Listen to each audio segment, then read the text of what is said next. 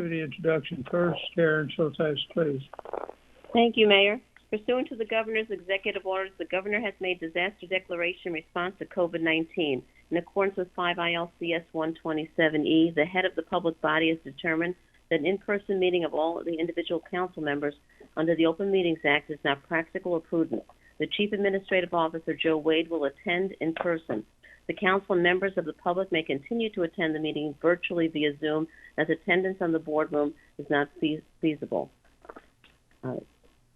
In accordance with the applicable statutes of the state of Illinois and the ordinance of the City of Prospect Heights, notice is hereby given that the City Council regular teleconference meeting of Mayor and City Council of the City of Prospect Heights being held on Monday, February 22nd, 2021 at 6:30 p.m. Mayor Nicholas J. Helmer presiding. This meeting will be recorded and is available on the city's website. Attendees who wish to speak on agenda and non-agenda items will be provided an opportunity during the teleconference. There is a 5-minute time limit for speakers, during which time teleconference meeting it is anticipated there will be discussion, consideration of, and if so determined, action upon the matters contained in the following. Good evening, everyone. This is Nick Helmer, your mayor. I just got off the roof shoveling snow, as most of you have also. What a great time to have and wait to fall off. I didn't fall off, though. Everything was fine. We're going to call the meeting to order by doing a roll call first to make sure we have a quorum. So here we go. If you're everybody on the air, hopefully, if we can go ahead and do that. Michelle, okay. Michelle Cameron, Ward 1.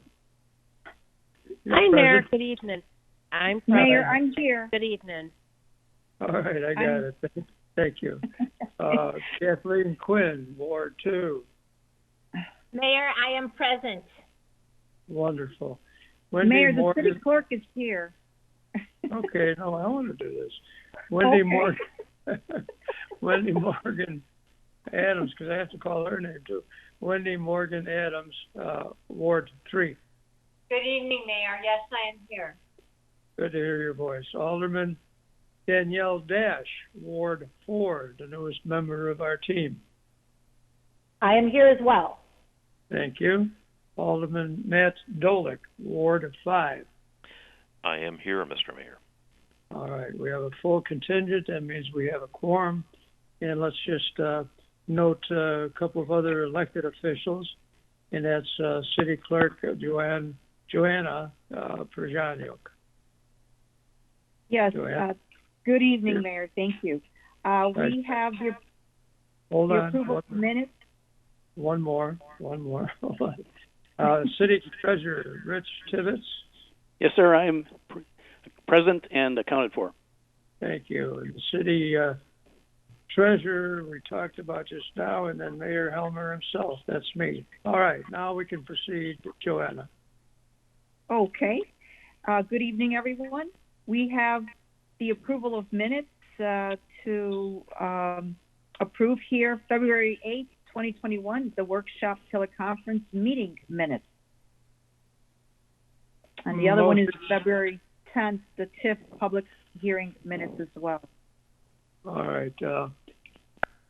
We need motion to approve those. Do we have, how many minutes do we have? I just got an interrupted phone call here. We have 2 meetings, and Joanna, you mentioned both of them? Yes. Okay, so then let's go ahead and get a motion to approve those 2 meetings as reported. So moved. Motion to second. All right, so we have a motion, we have a second. Any further discussion? If not, take a roll call, please. Alderman Dolick? Aye. Alderman Morgan Adams? Aye. Alderman Quinn? Aye. Alderman Cameron? Aye. Alderman Dash? Aye. All right, so those 2 minutes are approved and part of our file. Appointments, confirmations, and proclamations. Joe is here with us this evening, our renowned city administrator, Joe Wade. Good evening, Mr. Mayor and members of the council. Yes, item 3A is the reappointment of Sharon Hoffman to the Police Fire and Commission. This would be effective March 26th. I believe Sharon is on the call tonight. I am. Sharon, would you like to say a few words? It's really pleasing to have people asked to be renominated for a position because they know what they're doing. You know, it's a short learning lesson, but things do change, so I know you're on top of everything. So Sharon, anything else you want to add? No, Your Honor, just I've had a very good time doing this appointment for the police department. I think we've made a lot of progress, and we have more to do. So I'm very happy with our police department, and I'm continue to do a good job. Excellent. We all agree that you are doing a good job. Thank you so much. Thank you. Joe, you want to take a look at item 4 and note? Well, Mr. Mayor, if we could get a motion for Sharon's reappointment? Well, yes, let's do that. That's a great idea. You guys always catch me on that, and I'm glad. Do we have a motion to approve the appointment that I put forward? Yes, so moved. Second. We have a motion, we have approval, and we have a roll call. Alderman Morgan Adams? Aye. Alderman Dolick? Aye. Excuse me, aye. Alderman Cameron? Aye. Alderman Dash? Aye. Alderman Quinn? Aye. Thank you. Motion passes 5-0. Now we can go ahead, Joe. Yes, sir. Item 4 is public comment on agenda matters. And Madam Clerk, is anyone registered? We don't have any registration, but we have a number of people on the call. So if anyone would like to speak, please come forward, announce yourselves, and give your street home address, please. Thank you. And Mr. Mayor, that brings us to item 5, staff, elected officials, and commission reports, and we also have 3 on the agenda. So whatever your pleasure is as to how to proceed through this. Well, let's go through the elected officials' reports first, and then the other official reports after that. So let's start with Michelle Cameron, Ward 1. I don't have anything tonight, Mayor. Thank you. All right, thank you. Kathleen Quinn, Ward 2. Yes. On Wednesday night, there was a power outage in Prospect Heights that affected 95 homes. I want to thank the police department because although nobody got notifications and ComEd did not have it on their website, we found out that it did affect 95 homes, and the police department was great in saying that if anybody needed to come for warming, they could come to the police station. So I want to thank them. I also want to thank Mark Roscoe for working with the Illinois American water situation that's happening in Ward 2. The residents don't realize sometimes that the city doesn't get notified about certain things before they do. So Mark's on top of that, along with Dan Peterson. So I want to thank both of them. And Mike Porzicki, I want to thank him for looking into some matters over at in Ward 2. And I just want to thank all of the staff and Joe for really being on top of things. I get calls from the residents. I call them. They're terrific about it. We had a resident call about the application for licenses that he felt could be clarified. It can't be reprinted this year, of course, but the staff is on it for the next time. So I really want to let the residents know first, thank you for calling us and letting us know when things happen, but also so that they know the staff at the City Hall is on whatever problems we have right away. And I appreciate it, and I know they do too. Well, thank you. Thank you very much, Kathleen. Wendy Morgan Adams, Ward 3. Yes, good evening. I want to also thank Mark Roscoe and his team for the great efforts with snow removal and all the other great things they do and assisting me with our residents. And I want to thank Mike Porzicki as well, because he's assisted me on various issues that have come up recently with residents. I also have received some calls from residents in Ward 3 regarding the Willow Road project, and I've spoken to our administrator, Joe Wade, and basically, as he and I discussed, and I believe it's also in his administrative report, but want to just make some comments for the public that the MWRD is setting its finalized intergovernmental agreement defining the project scope and partner responsibilities for the Willow Road Improvement Project also with the Cook County Department of Highway Transportation. And we are hoping that it will come to the council for approval sometime in April. And we are looking forward to getting this project done and on its way. And I know a lot of residents are anxious to have that done. And now that with the purchase of the McLennan property, now we have the proper stormwater detention, and it's a reality that was going to happen very soon. So I'm very happy about it, and happy to apprise everyone that we're on this road to getting this done very soon. All right, good report. Thank you. Alderman Danielle Dash, Ward 4. No report this evening, Mayor. All right, thank you. Alderman Matt Dolick, Ward 5. I have no report tonight, sir. Thank you. Thank you. City Clerk, Joanna Przaniuk. Thank you, Mayor. Just today, we received an email from the Illinois Municipal League State House briefing. I noticed something that I think that should grab our attention. The IGFOA will be hosting a webinar regarding the impact of COVID-19 on the hotel industry. They will be presenting the impacts of the current COVID-19 pandemic on the hotel and lodging industry. During this webinar, the Illinois Hotel and Lodging Association will highlight changes made by the industry and the ways local governments could potentially assist the industry in recovering from the effects of the pandemic. And with that said, the U.S. Congress is currently considering legislation that would provide $350 billion in direct relief to state, local, and tribal governments regardless of size. So I know everyone got this email, but in case you didn't catch this or didn't get to this email, I wanted to announce that real quickly. Also, the Rotary Club of River Cities, of which Prospect Heights is a member of, is looking for volunteer work in the COVID-19 efforts. I know we're going to be, the city is going to be playing a part of that, and I'll be checking with you, Peter. Maybe you can help us out on that. And they also have a fundraiser going on. Everyone might have heard of the Classic 5000. So they're also looking for business sponsors from our community. And that's all I've got. Thank you. All right, thank you. It's good to remind everyone that we have 6 hotels, and we should know what they're doing and what we're doing for them. And it's good to look into this seminar that's coming up. Thank you for that.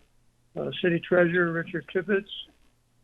I have a couple comments tonight. One is to also compliment Mark Roscoe and the Public Works team for keeping the sidewalk on Route 83 clear. I live on Route 83, as most of you know, and I see them going up and down with snow removal equipment, and it's just a miracle because there is an awful lot of snow out there, especially from the plows that go up and down 83, shoving all that snow off the street onto the parkway and onto the sidewalk. So they've done a pretty darn good job, I think, of keeping that thing clear. The second thing has to do with the plows on 83, and it has to do with the mailboxes. And it affected me because my mailbox has been on for many years and very securely, and this year somehow managed to get knocked off. And I think, and I've noticed, by the way, up and down 83, that a lot of mailboxes are having trouble. Their posts are leaning or completely knocked down. And I think the problem is that the plows, the state plows, I know we don't control those, but I think they're going much faster down 83 than they used to, with perhaps bigger plow blades. So, speed and the amount of snow that they're throwing all at one time, I think is causing the damage to the mailboxes up and down the street. I may be wrong about that, but that's my perception of it. So if there's any way we could influence the state to have their drivers slow down just a bit, in order to save our mailboxes. That would be great. So I just want to acknowledge that because I know I'm not the only one that has that issue. And that's all I have tonight. All right, thank you. Let's talk to the other officials present. Finance Director Sherry Graffin. Graffin. Sherry, are you there? I'm here, Mr. Mayor. Thank you very much. Mr. Mayor, members of council, we have in the packet agenda this time, we have the January 31 financial report. We are 3/4 of the way through our year thus far. I'm pleased to report we are at 76% of our total revenues at this point, which indicates that we're doing well against our budget comparison. And we had a pretty conservative budget, if you recall, and we're pretty much right on target at this point. If we wanted to look at some specific revenues, I wanted to, our biggest revenues, income tax revenue, sales and use tax revenue, those are all already at over 100%, 99%, 119% for use tax, and we're 106% of income tax collected. So that doesn't mean that we made so much more than last year, but it does mean that our budget was conservative and we have exceeded our expectations at this point already. The more less strong revenues at this point in the year are our vehicle stickers. This is expected at this point because we went for sale February 1st with our 21-22 stickers. So over the next 2 months, 3 months, February, March, April, you'll see some big jumps in that revenue stream for vehicle stickers. The influx is pretty steady. We're receiving them online, in person, via mail, so they're coming in pretty steady. Of course, another revenue stream that's pretty stressed at this point is our food and beverage and our hotel tax revenue. Hotel tax, we're only at about 21% of the total budget of $525. We do have some past due amounts due in from one of our hotel partners, but again, at those amounts reported over the last few months, which are significantly lower than last year, we are not going to be able to meet that target of $525 this year. Our expenses across the general fund for all our departments have been pretty conservative. Congratulations to all our managers, our directors. Everybody's been taking a very serious fiduciary look at their spending, and we've kept it down whenever possible. So if you look at the chart in the treasurer's report, we're at 50, 60, 71% is our highest at this point in the year. So we're doing a really good job keeping those expenses down whenever we can to conserve some cash flow. Other than that, we're really busy meeting with the department heads and everyone to put together our next year's budget. We've got some good news from the state in that it doesn't look that it's going to be as depressed as they had originally thought at the point of the beginning of the pandemic. So we are going to look at our budget going forward in 21-22, and you'll see those numbers in the next couple of weeks. If anybody has any questions or would like more details, I'm happy to answer. Otherwise, that's all I have, Mr. Mayor. All right, anything quick, you can always see Sherry during the week or call her. But if you have something right now, say your name and go ahead. All right, there being none, moving on to City Administrator Joe Wade. Thank you, Mr. Mayor. No report tonight. All right, thank you. Assistant City Administrator Peter Falcone. No report, Mr. Mayor. Thank you. Police Chief Jim Zavolosky. Good evening, Mayor and Council. Everyone has mentioned with the snow, that makes our job a lot busier with a lot of accidents. We've had several accidents in the last week, keeping our guys out there with that. Also, Thursday, several of us are going to be getting our second vaccine, which is good for the department. And then on Wednesday, several other officers will be getting their first vaccine. So keeping our guys safe out there, getting our vaccines done. So that's good news. That's all I have. Thank you. That is a good report. Let's move on to, who do we have next? Director of Building and Development, Dan Peterson. Thank you, Mayor. City Council, just a couple quick things. We're starting to get some interest in some of our smaller retail spaces. That's good news, and hopefully we can be bringing a couple cases to the PZBA in the next month. Also, too, we have had uptick in interest in a couple of our vacant lots, specifically the 105 East Camp McDonald, which the council took action last meeting on vacating the right-of-way so the lots could be sold and have conforming lots. Other good news is I want to report that one of our businesses, our newest business, Zenleaf, their parent company, Verano Holdings, to show the strength of their company, just went public on the Canadian Stock Exchange on Wednesday. So that shows the strength and the growth plan that Verano Holdings has, and shows that we've got a good business partner in our newest retail establishment. And that's all I have tonight, sir. All right, thank you. That's a good report. Public Works Director, Mark Roscoe. Good evening, Mr. Mayor. Couple of things to report tonight. As Treasurer Tibbetts spoke about mailboxes earlier, this time of year in the season with all the snow, it's been very difficult for many, especially along the state roads or the county roads where there are higher volume of traffic and more snow. In our own residential areas, we have folks that have mailboxes that have been installed in the last few years that are nice and sturdy and strong.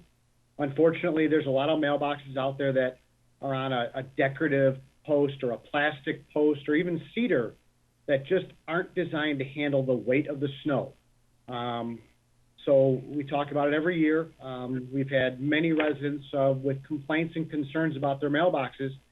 And most of them, we've referred back to the resident that just the mailbox wasn't up to a good standard. So we work with people on that, and a couple folks we've helped screw a few things back together to make them through to the next season. But the strong mailbox is a key factor of that.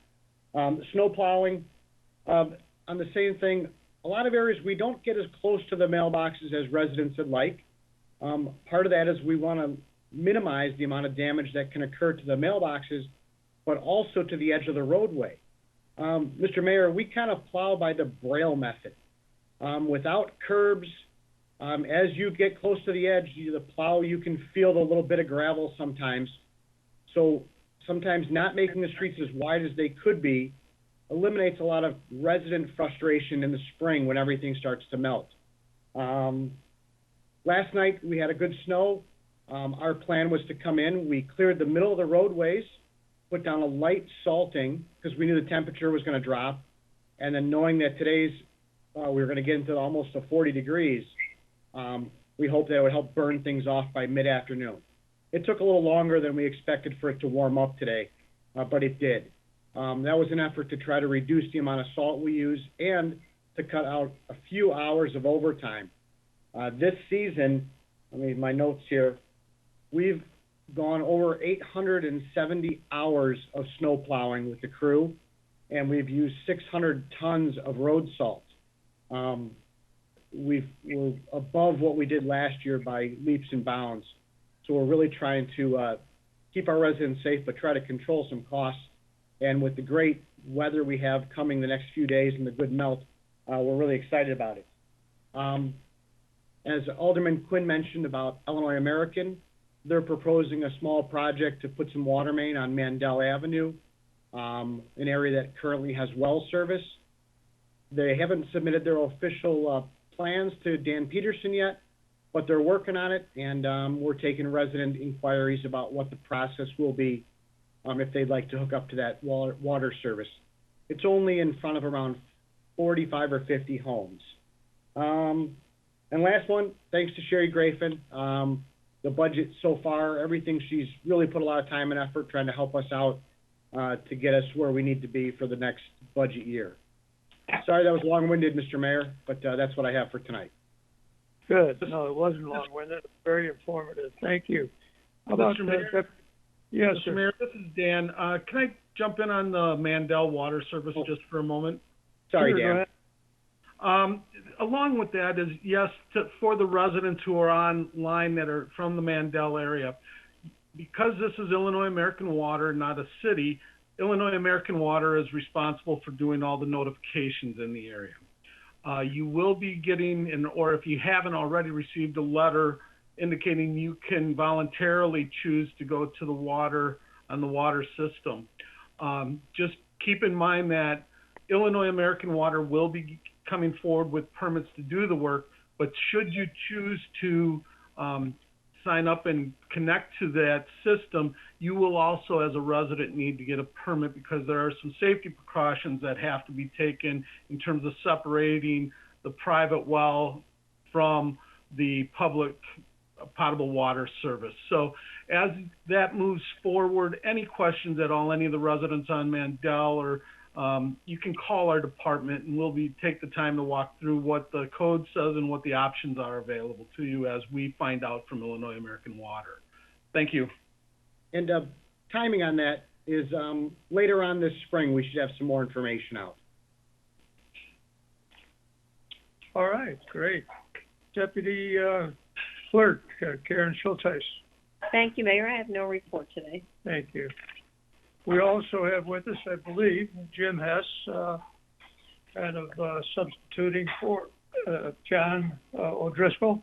Jim, are you on the line? I am. Good evening, Mayor. Just briefly, this afternoon, the governor signed into law the Criminal Justice Reform Bill. It's a lengthy bill, but just a couple highlights for tonight, that the bill requires the use of body cameras statewide by 2025, specifically for a city the size of Prospect Heights. That deadline is January 1st, 2025. It will expand police training on use of force and crisis intervention and abolish monetary bail. A memo with more details was circulated to the mayor, the city council, and Joe Wade, so you can see that memorandum for more details if you'd like. All right, Jim, thank you.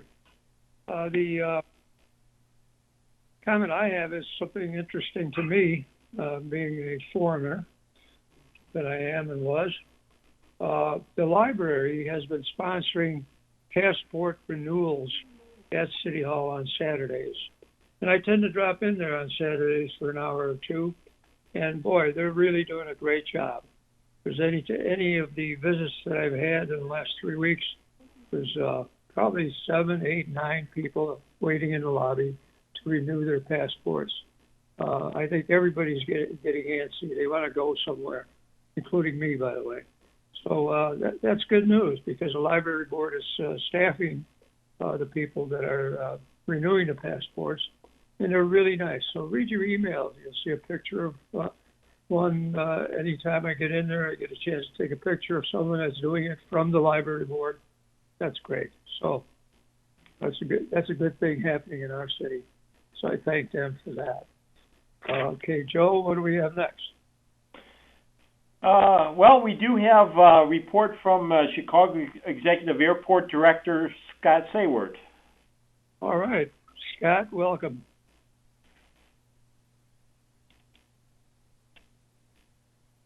Star 6.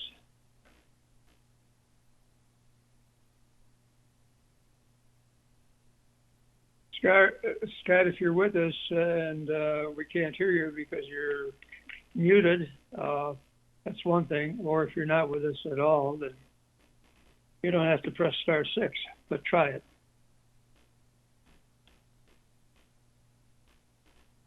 Mr. Mayor, this is Peter. I do not see his name on my list here, but he may have called in on a number I'm not familiar with. All right, so he's on a delayed flight, let's call it. Okay, moving on, Joe? We do have the Natural Resources Commission presentation tonight. This is something that they reported to council, I think 2017, and it was to make the area around the Hillcrest Lake and the slough, and tonight's proposal is at the slough, more accessible and inviting to the public. So in your packet is background information, and on the call tonight is Dana from the Natural Resources Commission. Dana, are you with us?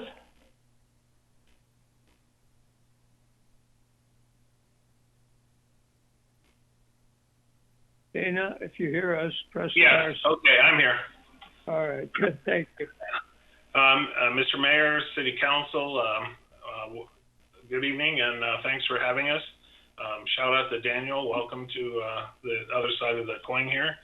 And my name is Dana Severson. I'm here with Agnes Wojciechowski, and we have a presentation, except it says my host disable participation of screen sharing. So Peter, can you? I just did it now. Okay.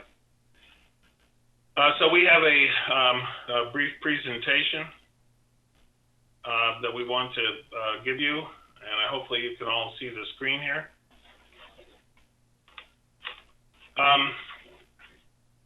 Like I said, my name is Dana Severson. I'm one of the commissioners here in the Prospect Heights Natural Resources Commission. And this is not working. There we go. So in 2018, the Natural Resources Commission submitted our original plan at the request of then Alderman Larry Rosenthal and the City Council to enhance public enjoyment and accessibility of the slough and Hillcrest Lake. It should also be noted here that the increasing trails and connectivity is also part of the focus of the Park District's master plan. Since that time, 2018, the NRC has made substantial progress on the project through our regularly scheduled work days and our volunteer efforts. In 2020, we also received a Green Regions grant that the city applied for the creation of a pollinator park at Hillcrest Lake, and that had a big impact on moving the project forward. But one of the key remaining pieces of the project that has not been addressed is a boardwalk system in the slough for the areas that are prone to retention of water and making foot traffic unaccessible. So this presentation is looking to address that and come up with a solution. So to summarize our original proposal, the plan was to make recommendations to City Council that would increase public access and enjoyment without damaging the environment or the wildlife or the inhabitants. The goals were pretty simple. It was to increase public access, to provide educational and interactive experience, to continue the restoration of the habitat and improve the watershed, to establish and employ sound ecological principles and make sure that we were taking care of the health and well-being of the watershed and the wetland, to develop a maintenance program that would involve our NRC workforce, public works in the Park District, and to strategize potential funding opportunities. In brief, the plan called for continuing of creating the riparian buffers that ring the slough and the lake to stop erosion and stabilize the shoreline, to absorb and filter runoff water, to remove the invasives, creating new mow paths at the lake, creating a boardwalk section in the lake where those areas are prone to high water, installation of benches, signage, and garbage cans throughout around the lake, and providing parking section alternative on Hillcrest Drive to reduce the congestion on Willow Road. So much has been accomplished in the 2.5 years since the original proposal. The slough, the riparian buffers, have continued to develop along Hillside, Marion, and Maple. Over 60,000 plugs from the greenhouse program have been planted into those buffers, into the shoreline restorations, the woodland areas, and the ephemeral pools. Over 250 pounds of collected native seed has also been incorporated. Native species have increased some 200%. Here you see some of the plants that are at the slough.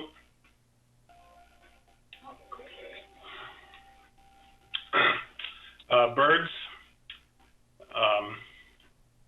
Insects and butterflies have been dramatically increased as a result of the improvement to the habitat. And rare and endangered birds are now seen nesting at the slough. You see wood ducks over on the left. And the bird on the right is a black-crowned night heron, a state endangered bird. The juvenile proves that they're actually nesting, which is the one at the top. If you look at that tree on the left, that was this summer, there are 6 of those in that tree, which is incredible. The NRC has also conducted 3 prescribed burns around the slough. We've established the nature trails that have linked the east and the west sides of the slough through the basin near the Isaac Walton Pavilion.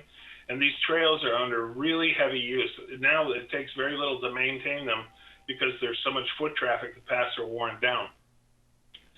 Trail markers have been installed to easily identify the system. And even in the winter, you can see where the path has been totally smashed down from people using it. And of course, wildlife are making their own paths. The lake and the slough have become winter destinations for residents and people from all communities. There's hockey games out there all the time. And at Hillcrest Lake, the NRC worked with, like we said, the city over the last year and received a Green Regions grant for the amount of $8,000 to create the Pollinator Park. That area was suffering from localized flooding. Shoreline erosion had very little ecological value and no recreational value. With that grant, the NRC looked to create a pollinator park. And this project is solving removing invasives and replacing turfgrass with native forbs, riparian buffers, and some 80 species. The buffers, like we said, will retain the water and create a premium habitat for pollinators and birds. And the project also has a pilot program to stabilize a section of severely eroded shoreline. So this is the work site there. You see the blue areas are the proposed MWRD. So those were excluded from the grant, and it's all the perimeter around Hillcrest where the work is actually taking place. This was a startup condition around the lake. So you can see it's buckthorn, honeysuckle, willows, mowed turfgrass right down to the water, and then the heavy shoreline erosion there. We actually began working on that area in 2020, of January 2020, and in July, the interns installed the carp fence, which is a precursor to doing the actual restoration itself. So erosion blankets and core logs were installed. Public Works delivered some 13 yards of fill dirt that was added, and then deep-rooted aquatic and semi-aquatic plant species were planted to stabilize the area. So over the course of the summer, the volunteers planted 2,600 semi-aquatic and prairie plants, representing some 30 species, and an additional 50 aquatic plugs were taken from the restorations over at the slough and transplanted over at the lake. As you can see here, the buffers are well underway. The volunteers plugged in another 2,200 deep-rooted plants and prairie species and put out another 30 pounds of seed over the winter. The nature trails are well established, and that will continue along the perimeter of the lake this spring. So the last remaining component of the original proposal is the boardwalk system. The installation of a raised boardwalk in those areas that flood would significantly extend the number of days to be able to access the trail system. It would also relieve the perpetual mud condition when the water recedes, making passage difficult and really discouraging future visits to the area. The project is looking to put in roughly 400 linear feet of boardwalk. That's shown in the red. And there are several types of boardwalks that are used in parks and natural areas and restorations all over the country. There's aluminum floating, pontoon-like. This type of boardwalk sits on a post and lintel above ground. This type sits directly onto the ground and anchored in place. And both of these can be manufactured off-site and assembled in sections in the field. So what we're looking to do is to build a version that would sit on the ground, but it would be tethered in place by anchor posts so that the systems would be allowed to rise up and down on the posts with the water level, but be more to their position and not come loose and then go cause another problem downstream. In the areas where there's not subject to that sort of volatility with the water, we would just use J stakes and then tag them to the ground. The boardwalk system would be maintained as part of the NRC and their regular workday activities. And the nature trail is exempt from ADA compliance based on the Forest Service Trail Accessibility Guides, conditions for exceptions in sections 7.1 and 7.2. Those sections provide for exemptions based on where compliance is not practical due to the terrain, which is everywhere. The compliance is would fundamentally alter the function, the purpose of the facility or the trail or the setting, which it would.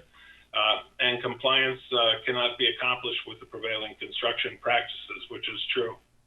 The creation of the boardwalk is permitted by Illinois Department of Natural Resources Office of Water Restoration Resources, statewide permit number 6, and the Army Corps of Engineers has signed off on that permit. The project is being proposed as an Eagle Scout project by Scout Felix Wyrich. And Felix was also one of our interns from the district 214, I'm sorry. So he is familiar with us. He's been with us for quite a while. The fabrication and installation will be done under the supervision of the NRC and the Scouts. To fund the project, the NRC is asking the Park District and the city to be contributors in the application of another Green Regions grant, with the application being due in 2021. The Park District will be making that application. The Commission is asking the Park District and the city to contribute $500 each. In addition, the NRC commissioners will be contributing $1,000, and our incredible anonymous donor has agreed to contribute another $3,000, bringing the match total to $5,000, or a total of $10,000 if it's matched by Commonwealth Edison. The grant would also include the informational signage, markings, trail marking, plant IDs, and that would all be coordinated and installed by the NRC. So, in summary, the recommendation is based on the concept of increasing this access to the wetland in a minimally invasive way to the habitat and impact on the environment. We believe that the increased access would mean the residents, bird watchers, hikers, students, environmentalists, and general public would benefit from the improved access. The opportunities to observe the natural world at all seasons can only foster a deeper love, intellectual insight, and ultimately a more comprehensive understanding of the interdependency between plants, animals, insects, and humans. And we really believe, it goes without saying, that fun would follow. So in conclusion, it's our sincere hope that the City Council and the Park District will support the recommendation, approve the project, and agree to participate in the grant application. So that's our presentation. Be glad to answer any questions you might have.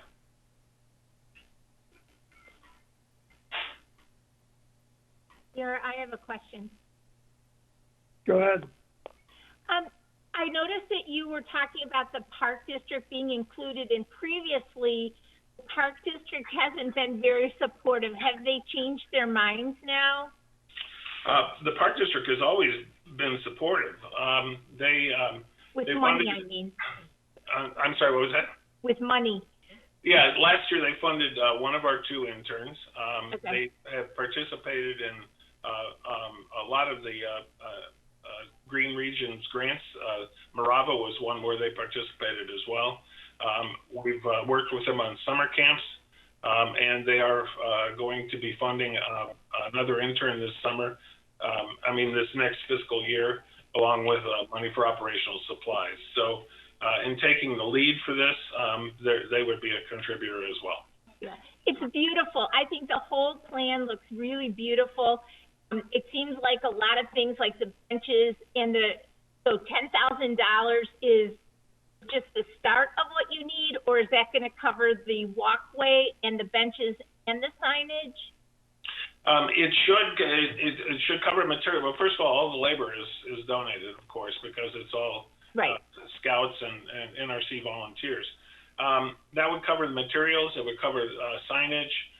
We still have some signage available to us that we haven't taken advantage of. So, yes, I obviously we can always use more. Some things will be coming from our regular funded budgets. So, yeah, basically it covers it. It's well done, guys.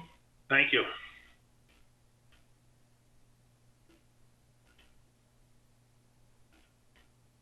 Any other questions?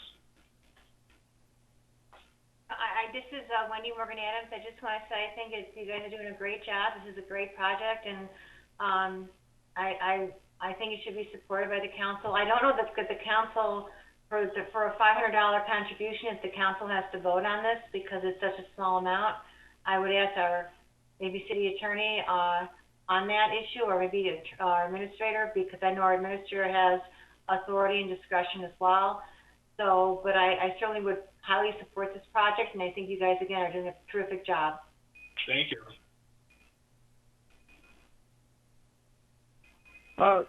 Joe or anyone on the legal team, why don't we just make a motion now to support this effort? Can we do that even though it's not on the agenda?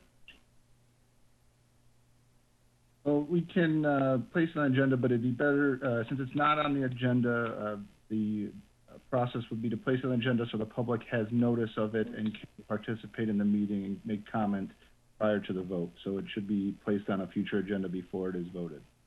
Well, we do have it on tonight's agenda as the report, and previously this has just been a approval of a work plan. I mean, this would be a departure from what we've done in the past. Tonight, the NRC is making their presentation to council twofold. It's to follow up on what the council had asked for in 2017 as far as the plan, and then the second part is, as with our previous projects, it's basically for the council to approve this project as the NRC is a city commission. So at least that's what we've done previously. And Dana, if you want to add anything in, that's. Yeah, I think as far as the contribution from the city and the park district, if Commonwealth Edison doesn't grant the application, then there's no expenditure there unless we want to pursue this as an independent project. I mean, we already have 4,000 in hand that could move forward with or without the grant, and we would certainly love to do that. So, I mean, that's about all I can add to it, really.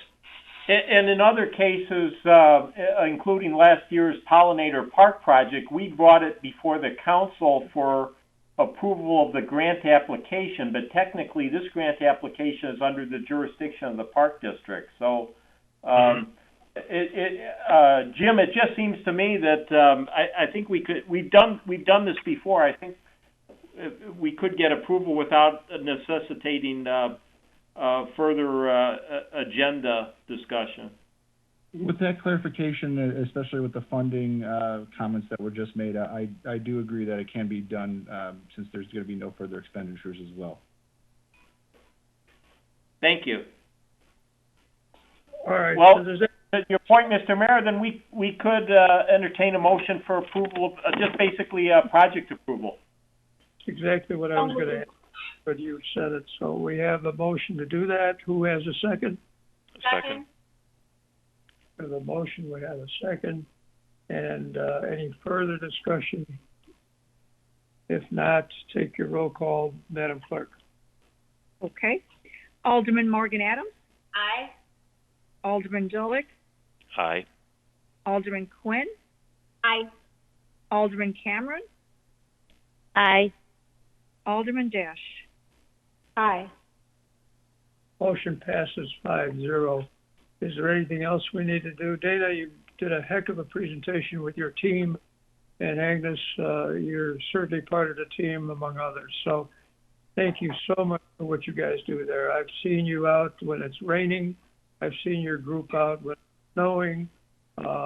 You've got dedication that couldn't be bought. So thank you very much. Anything Thank else? you guys for, I mean, I have to, from the bottom of our hearts, thanks for all the support. We couldn't do this without you guys, so thank you. You're welcome. Do we need to add anything, Joe, or can we move forward? No, sir. We could check, Peter, on the line, just if you could check to see if Scott Sayward has joined us.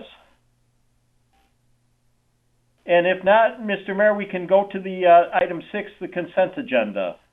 Yes, go ahead. That's yours. Mr. Mayor, I do not see Mr. Sayworth, but I did neglect to mention something. If I could go ahead with something really quick. Yeah, please do. Thank you, sir.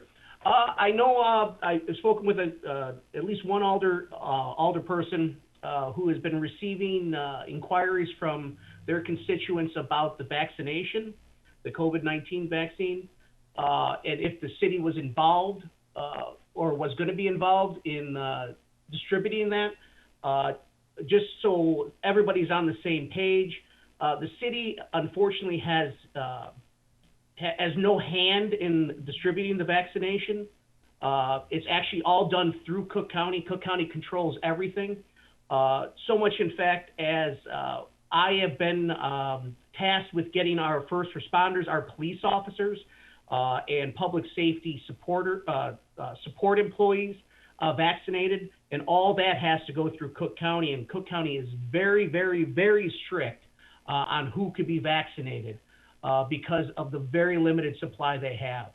So for any residents or your constituents who are asking you about the vaccination, they almost have a better chance of, especially if they're 65 or older, of getting it on their own than if the city was involved. And because we are just so hamstrung with dealing with Cook County. And we are very, very thankful for Cook County dealing with us and working with us. But Cook County has such a large area that they have to worry about that your residents are primary. It's better for them to go on their own, unfortunately. I just want to let the elected officials know that.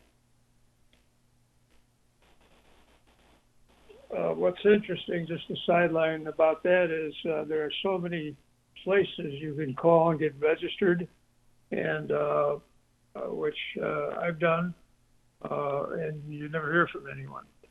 But if you're persistent, for example, my son called for my wife, said, come on, we're going down to downtown to the city, to Walgreens. This was just a few days ago.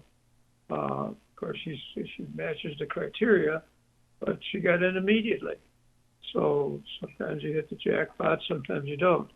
I'm fortunate as a previous member of the United States Army.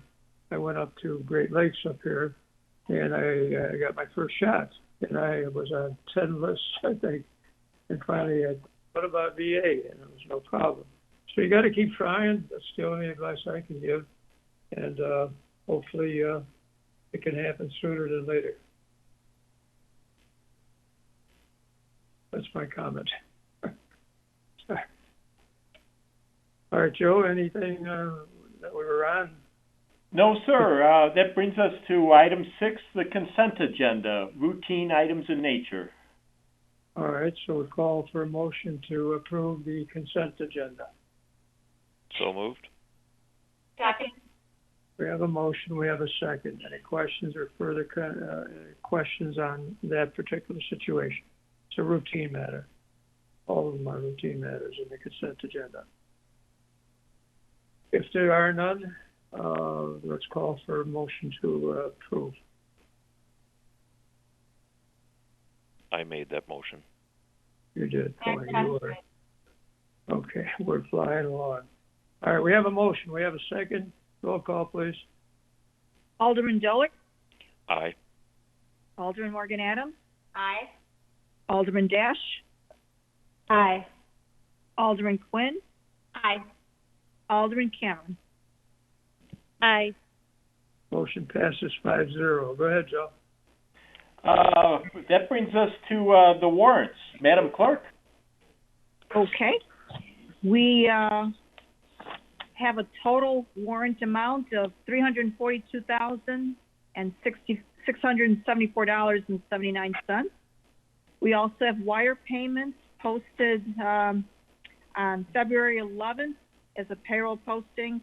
Wire payment in the amount of $176,253.47.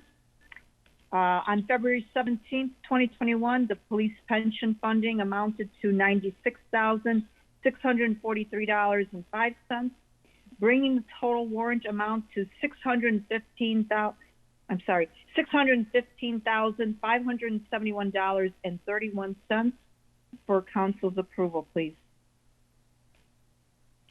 All right, motion to approve the warrants as reported. Motion to approve as presented. Second. We have a motion, we have a second. Any further discussion? For being none, take a roll call, please. Alderman Morgan Adams. Aye. Alderman Dolick. Aye. Alderman Quinn. Aye. Alderman Cameron. Aye. Alderman Dash. Aye. Motion passes 5-0. Joe, I believe we're moving on to the public comments on non-agenda matters. Yes, sir. Item 11, is anyone registered? No, not at this time. Did not receive anything. Thank you, Joe. Thank you. It is, yeah, if anyone wants to say something, please come forward. All right, there being no comments, Joe, no executive session, correct? That's correct, sir. And no, and obviously, since there was none, we need a motion to adjourn. So moved. We have a motion. We have a second. Second. We have a second. Voice vote for everyone at one time. Are you in favor of adjourning? Aye. Aye. Aye. Anyone not in favor? Motion passes 5-0. Thank you.